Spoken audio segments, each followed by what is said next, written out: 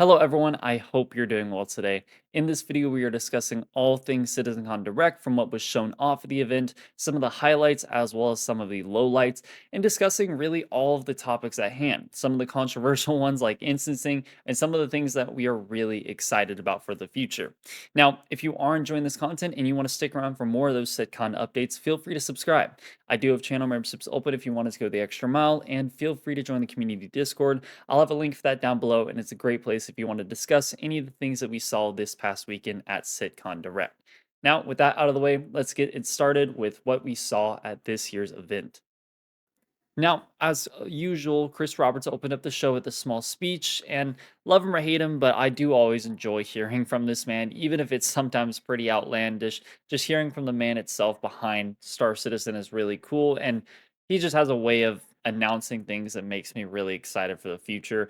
And as we all know, there was a pretty big news drop during that little speech. New locations and new threats. Last year, we announced our next star system would be Nyx, home to the People's Alliance of Levski and bordering the Vandal threat. Today, we're proud to share that your adventures in Nyx begin not next year, but next month, when Star Citizen's third system comes online in Alpha 4.4. Now, as someone who bet on the fact that we were going to get Nyx for 4.4, this is still something that absolutely surprised me. Even seeing all the data mines and whatnot, it was really incredible hearing the words at the very start of the event. No fluff behind it, just saying we are going to release Nyx next month for 4.4. And I think that's a really exciting thing. Instead of just the, hey, Nyx is coming soon, we got an actual time frame. And I think that was a super awesome moment for the show. And it really set us up for a good look at the near future for this event. Now, as soon as they got finished announcing the Nyx system, they dove straight into the lore of the system, why a lot of the people are there, the People's Alliance, why they're at Levski. There was just a bunch of lore talk, nothing too crazy, nothing too crazy to see. Honestly, it's really pretty background footage, but nothing too important there. They did a little walkthrough of Levski and some of the important aspects. I guess not a walkthrough, it was more of a fly through, but a couple of just different areas here and there, like the ship shop, the pharmacy, the hospital, things like that. Again, nothing too crazy to see in terms of actual new information, but it was pretty nice seeing those different aspects of Levski. Now, after this, they discussed why the player was actually going to Nyx, and this is through the Welcome to Nyx narrative mission, I suppose. This all follows the ASD storyline that we've been going through this whole time. Basically, the Vandal tech is coming from Nyx, and we are going there to figure out what's going on, who is selling this, where are we getting it from. Now, we're not going to get too deep into the actual mission itself, but that is kind of the premise of why we are there. Basically, it's going to introduce us to a new enemy faction as well as the Vandal as an enemy. You're going to face them in ship combat. I don't think FPS combat, but I guarantee ship combat. And then, of course, that will lead us into this whole narrative storyline about what's going on with the whole Vandal tech. Good thing is that once this releases, if you really enjoy the mission, they did say that they are going to keep it as a long-term mission you can keep repeating. It'll just be under kind of a different narrative instead of just the welcome to Nyx narrative. So I think that's a good thing that they are reusing that content rather than just having it as a one-time event. Now, something I did want to point out here, just because I saw some confusion about it online, Nyx next month should be releasing only with Levski and the Glacium rings, as far as I'm concerned. That includes, I think, stations and whatnot, around the Nyx system, but there will be no planets at the initial launch. And I think there was some confusion about that, especially with what they showed us after this whole Nyx segment. So, totally understandable if it was a little bit confusing, but just a heads up if you were kind of wondering if that was the case or not, there is going to be no planets at the initial launch. Now, ironically, the next segment is actually them talking about Nyx planets as well as the Genesis tech. And this is a really, really important and awesome aspect of this CitizenCon. Now, undeniably, for me personally, this had to be one of my favorite parts of the show. When I was watching this live, I mean, I just could not help but smile looking at some of the environments, looking at what they could do with these planets. I mean, it just makes me super hyped to just fly around and look at the environment, not what we currently have where it's pretty, but at the same time, it's like the environment isn't very alive. But everything that we saw in that showcase looked not only gorgeous, but it looked like a living, breathing environment, which I thought was really cool. Now, of course, I'm not going to try and explain every single thing we saw in this showcase because there was a lot. bunch of different environments, bunch of new assets. I would say that the highlights for me were the swamps, the new alien looking plant that we saw in those swamps as well, the meadows with the beautiful grass and the new trees, as well as the cliffs. Those were gorgeous as well. Just a bunch of stuff shown off here. Now, as that footage plays in the background, something I think was really important that I kind of wish they talked about a little bit more was the fact that minables are now going to spawn in places where they should actually be spawning. So, let's say you know that a mineable spawns in these meadowy areas with the cliffs nearby and whatnot. Rather than doing what we normally do, like if you go to a planet or a moon, you just kind of fly into a direction and spam tab, hoping you find that mineable.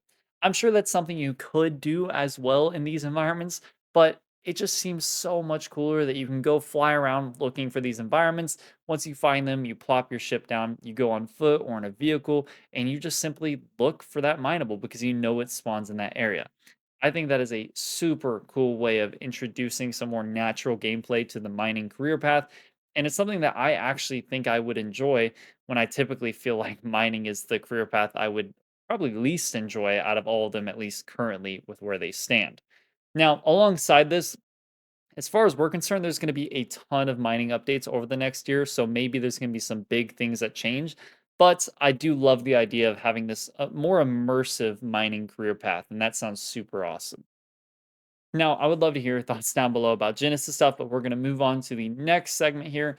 Nothing too crazy, basically just the ability for hauling missions to go from system to system. So if you want to do something from Nyx to Stanton, Stanton to Pyro, whatever it is, you're going to be able to do it probably in the near future. I don't know if that's something they actually announced for 4.4, but it is certainly something that will release in the near future. So if you are a hauler, this is probably some pretty good news for you.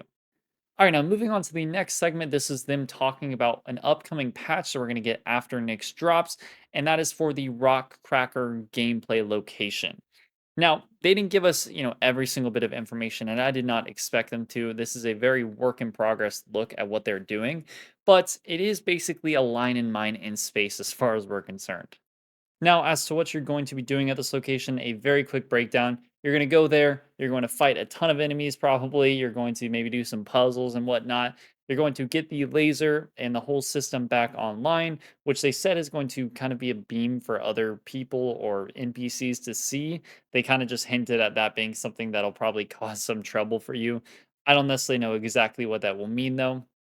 And then, of course, you're going to crack the rock and mine away in the actual inside the asteroid, which is really cool. You're going to fly probably some of those smaller mining ships in there and getting a whole bunch of resources. As far as I'm concerned, this is going to be a very, very good gameplay method to get a ton of money or just get a bunch of minables for something you need to craft, which I think is really cool. So I'm looking forward to this. Don't have a ton of information as to exactly what's going to be happening for this and what minables are going to be offered, but across the board, the locations look cool, and I'm pretty hyped for it. Now, the next segment was the talking ship segment, and this one for me personally was not super exciting. Now, I bet that they're going to hold off a lot of information for IAE because that's obviously when the Perseus releases, and that is a really big ship event. So I guarantee we're going to get some more information there. But across the board, it just felt like a very long behind the ships, and that's just not really my thing a ton.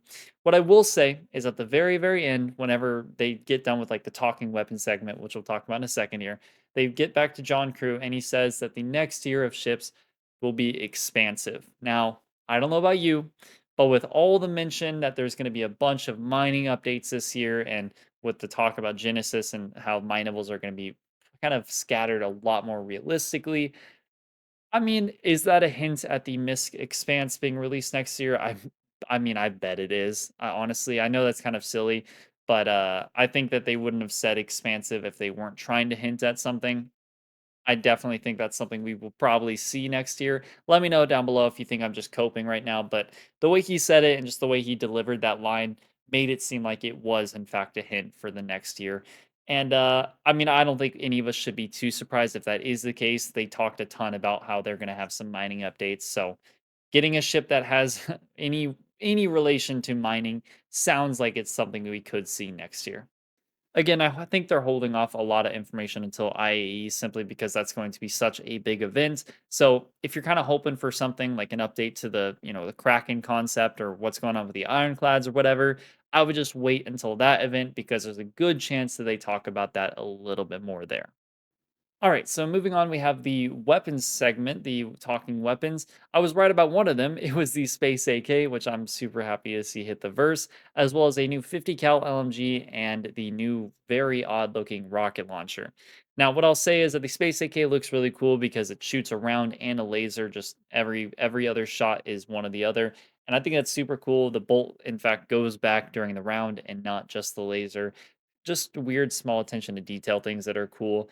The LMG, I mean, it's an LMG. It shoots 50 cal. It's a very slow firing gun. I think it's probably going to be overbalanced in the PU when it first hits because it looks like it just does a ton of damage. And then the rocket launcher, I mean, I don't know how to feel about that.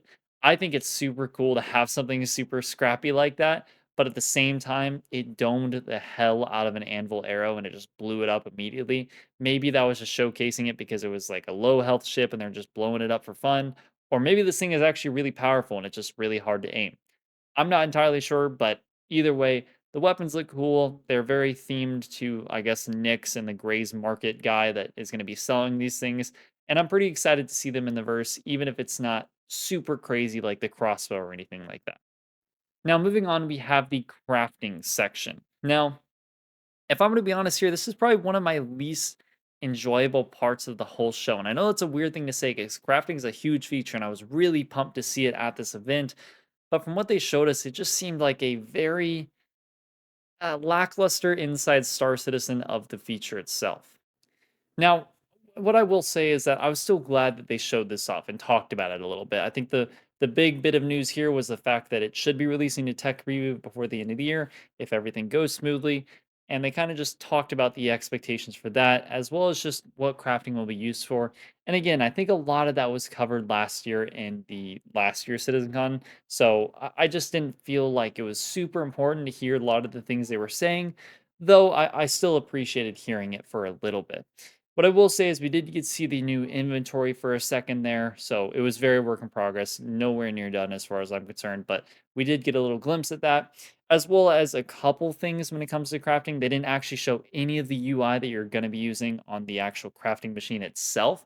So I thought that was really weird. I thought that was a really big deal, especially if they're going to try and get it out to tech preview before the end of the year. And then when it comes to actually using the crafting machine, when it comes to like filling it with the materials and whatnot, we don't really know exactly how that's going to work. We saw them put boxes into the machine, but we don't know yet if that's machine's actually going to connect to your local inventory. I know that's a pretty big request from a lot of people, so I'm just kind of curious why we didn't hear more about the actual gameplay of what you're physically doing crafting instead of we just heard a lot of like, hey, this is why crafting is important. Crafting is going to give you better stuff, all that jazz. And I'm just like, I think we heard that before. So I thought it was a cool segment still. I'm excited for it. They even showed off the taser in this segment. So I thought that was really weird. Not because I don't like it. I actually love the taser. I just saw it and I was like, damn it, dude. I don't think that's going to be in the game anytime soon. But seeing it being showcased for this was like, bruh. Either way, I'm excited for crafting. Hopefully, we do, in fact, get it by the end of the year. And hopefully, when we do get it, it's maybe in a little bit of a more showcaseable state. We'll see, but I'm still looking forward to it.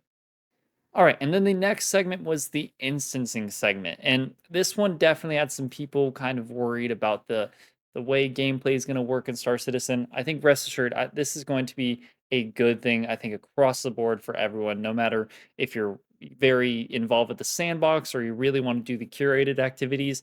I think across the board, this is going to be some really important stuff for the game. They use some examples for what they would use instancing for, like Siege of Orison, the Municipal Works, as well as probably the Onyx facilities.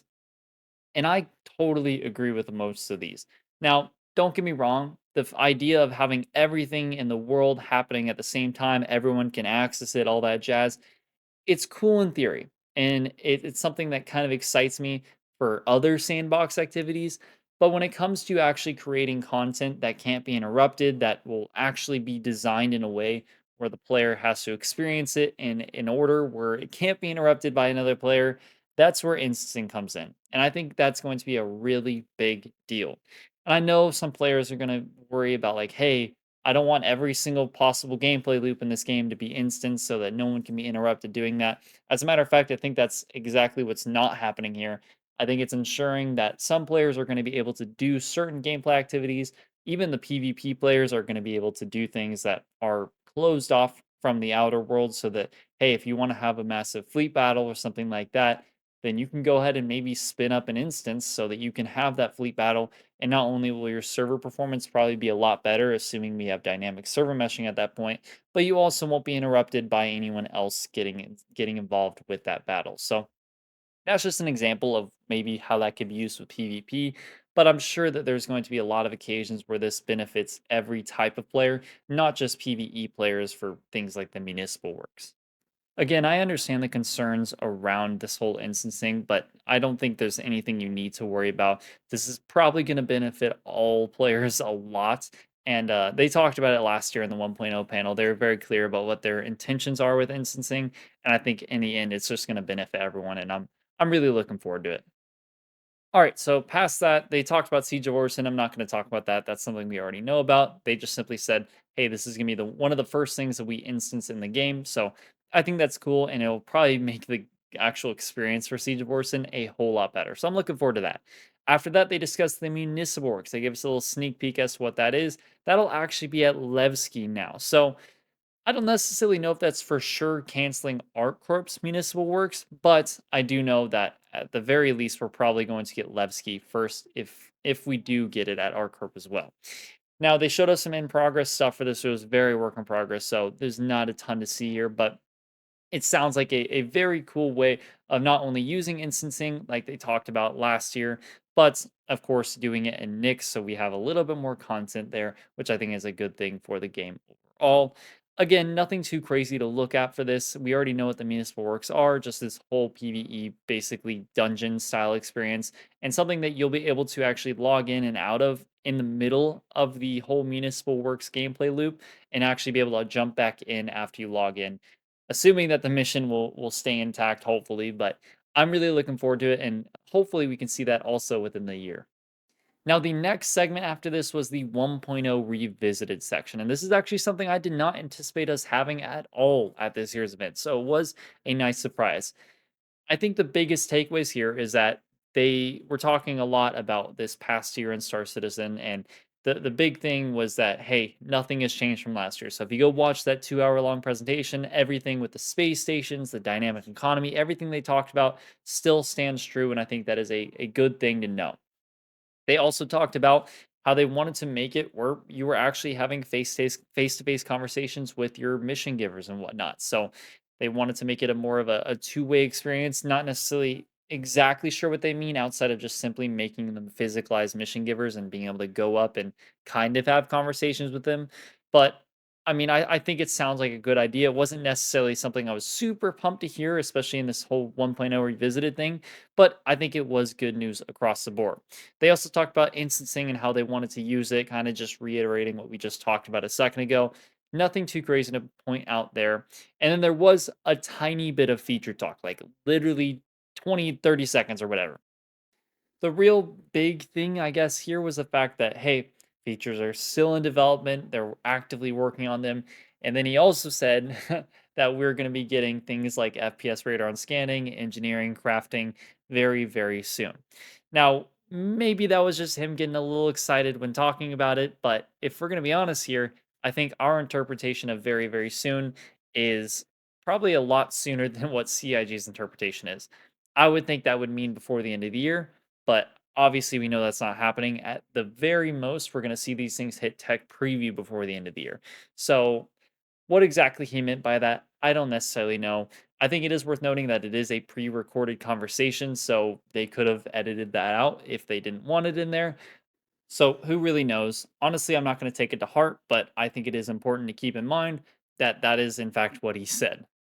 Now, the next segment was a really cool one. It was the tactical strike group section. This is all talking about giving ships their purpose by using a mission that you can't just bring the biggest ship in and complete really quickly. You have to really be strategic about it and try and bring different types of ships so they can all do different tasks. Now, there's a lot to this mission, so we're going to pass through it pretty quickly, but I will have the footage playing in the background. It is a really cool idea, though, I'm not going to lie. So basically, to give you just a brief understanding of what this mission entails, you're going to get a huge fleet together of capital ships, different types of bombers, different types of fighters, just a whole bunch of different combat ships. You're going to take them to a station. That's where the People's Alliance are under attack. Some of their people are taken hostage actually within the station. And your objective really is to assist them in getting those people out and getting them safe from the enemy faction. Now, once you get there, the fighters are the ones that have to go in first because there are turrets that will immediately just take out your capital ships if you get too close, which ensures that instead of just taking Idrison and doing this all by yourself solo, you have to actually go in with multiple different types of ships and probably multiple people to ensure that it goes well. Those fighters will be tasked with taking out these electrical relays, I believe, which will then take out or open up these shields that are entering into the station itself. So it becomes a trench run. It's a really cool idea, and hopefully it works the way they're kind of showing it off in this video. But you're going to have to do multiple runs through this trench to actually take out the main power core. And you can do that by not only going in with fighters and shooting it a whole bunch, but you can also use things like retaliators or the Eclipse to actually send in torpedoes through these vents and help blow up the core. Once the core goes down, the actual lasers that are annihilating your fleet, or they can annihilate your fleet, will actually go down as well. And then at that point, your Idris, Polaris, and whatnot can go in, and you can actually rearm and refuel your small fighters within those ships. Now, at this point, you're going to go into the station with a group. You're going to take out a bunch of bad guys, and you're going to open up a hangar so that you can get a dropship in there to take the hostages out. Now, whether or not this is going to function like almost a mini passenger transport mission, I don't know, but I am actually curious to see what they do with it. At this point, you're going to get ambushed by the Vandul, and there's going to, I guess, just be a massive fleet battle between you and the Vandul, and they're going to have a massive mauler on their side of things. This is something you can see at the very end of it. You don't really get to see a huge open picture of it, but man, it looks badass, and this whole fleet battle at the end sounds just like a super cool experience. Now, that really is it in terms of the segments of the actual show itself, but I think there's a couple things worth pointing out within just the whole show across the board. One is that a lot of the times in a lot of these cinematics, just like they did last year, they were using the new quantum mechanics, the quantum animations, all that jazz. So maybe that releases soon. I don't know. Maybe they're just using it because they can and they're just making us jealous that we don't have it yet. I don't know. But it does seem that the quantum mechanics that we've seen and we really, really want from 2023 are in fact being used in a lot of these cinematics that they're showing us here. They just, of course, are not in the game yet. Second thing is that this last mission that we just talked about, which they said was really early in development, is as a matter of fact already partially in the files in 4.3.2. So how far along they actually are for these tactical strike groups is honestly I don't really know. We knew a lot of the information about this tactical strike groups way before CitizenCon just simply due to data mines. So maybe it's a little bit closer than we realize, but I wouldn't necessarily bank on that. Now, the last thing that came out of this whole CitizenCon Direct was Chris Roberts again talking at the very end, just a small little speech. And he had also mentioned some stuff about features, and I'll play that clip here. Future. Of course, we're not going to spoil everything that's currently in progress, and many features we haven't discussed today are in active development, like base building, social, and trade tools that are very much a priority. These, along with bringing the final polished features from Squadron 42 into the persistent universe, will make next year the most exciting yet for Star Citizen. Again, this is a pre-recorded event, so if they did not want something in there, they didn't necessarily have to have it in there. And man, just like the Rich Tyler clip, it's like, why are we mentioning features like this? Saying very, very soon and then saying that 2026 is going to be such a great year because of these features. It's it's so weird to me, but at the same time, like I want to get excited, but I also, if we get excited, we're just going to get burned when it inevitably doesn't happen. Like, what do you think of this? I guess I'm curious about that. What do you guys think about what he says here at the end? What Rich Tyler says? They didn't show any of these features today, but they're now saying like, hey, 2026 is going to be an excellent year because of these features. So I don't necessarily know what to think of it. I am again really excited for the next year, regardless of whether or not we get every single feature that they're saying here. But I do think that the next year for Star Citizen will be super, super great. And I am really looking forward to it. Now, honestly, I still really enjoyed the event. I think it was a lot of fun to watch, and they did a good job at having it be a little bit entertaining, but also hype us up a lot in the short term for Star Citizen. CitizenCon usually revolves around the long term, and having that switch up for this year was definitely a little weird, but I think it will be really nice going into 2026, knowing that some of this content is what we saw at this year's CitizenCon, and things like Genesis are going to be releasing. So I think that is going to be really, really cool. I would love to hear your thoughts on quite literally anything we talked about in this video. Things that we saw at CitizenCon, things we didn't see at CitizenCon, what you're hoping for the future. Whatever it is, leave it down below. I would love to see your thoughts. I know this is a hell of a long video and there's just a lot of me rambling about this here CitizenCon, but I hope you enjoyed. Thank you so much for watching till the end. I hope you have a wonderful day and I will see you in the next video.